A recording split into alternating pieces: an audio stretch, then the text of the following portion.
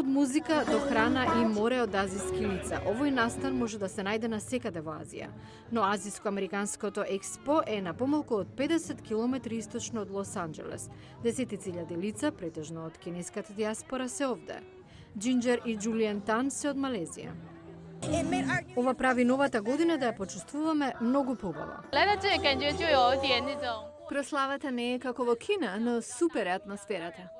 Лили се присеќава на прославите по повод лунарната нова година во Кина, каде сите се на одмор со недели, но во САД се слави само еден ден. Имаме семејна вечера. Нема специјални планови за вечерва, зашто утре сме на работа.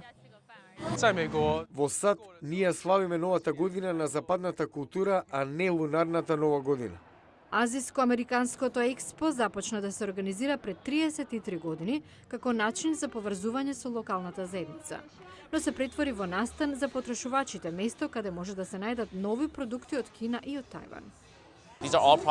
Продуктите овде, веројатно, не може да ги најдете дури и во САД. За многу посетители ова е место да се ужива во храна од татковината, но и да се ужива во танцот на лавот и да се проба така нареченото смрдливо тофу. Тие доаѓаат овде и да ги споделат старите културни традиции во новата татковина со следната генерација.